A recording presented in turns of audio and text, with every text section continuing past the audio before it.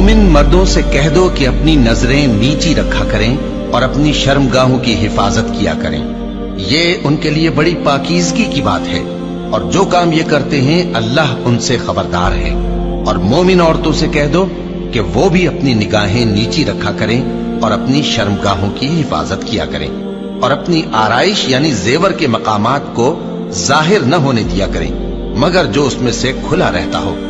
और अपने सीनों पर ओढ़नियां ओढ़े रहा करें, और अपने खाविंद और बाप और खुसर और बेटों और खाविंद के बेटों और भाइयों और भतीजों और भांजों और अपनी जैसी मोमिन औरतों और लौंडी गुलामों के सिवा नीज उन खुद्दाम के जो औरतों की ख्वाहिश न रखें, या ऐसे लड़कों के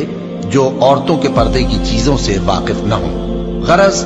इन लोगों के सिवा किसी पर अपनी जीनत और सिंगार के मकामात को जाहिर न होने दें,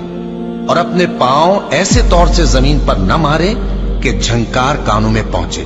और उनका पोशीदा जेवर मालूम हो जाए। और मोमिनो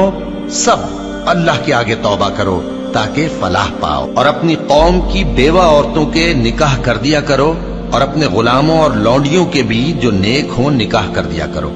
अगर वो मुफलिस होंगे तो अल्लाह उनको अपने फजल से गनी कर देगा, और अल्लाह बहुत वुसअत वाला है, सब कुछ जानने वाला है।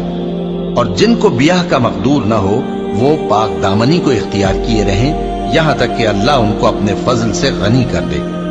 और जो गुलाम तुमसे मुकातबत यानी माल देकर परवाना आजादी की तहरीर चाहें, अगर तुम उनमें सलाहियत और नेकी पाओ तो उनसे मुकातबत कर लो, और अल्लाह ने जो माल तुमको बख्शा है उसमें से उनको भी दो। और अपनी बांदियों को अगर वो पाक दामन रहना चाहें तो दुनियावी जिंदगी के फवायद हासिल करने के लिए बदकारी पर मजबूर न करना, और जो उनको मजबूर करेगा तो उन बिचारियों के मजबूर किए जाने के बाद अल्लाह बख्शने वाला है, मेहरबान है। और हमने तुम्हारी तरफ रोशन आयतें नाजिल की हैं, और जो लोग तुमसे पहले गुजर चुके हैं उनकी खबरें और परहेजगारों के लिए नसीहत।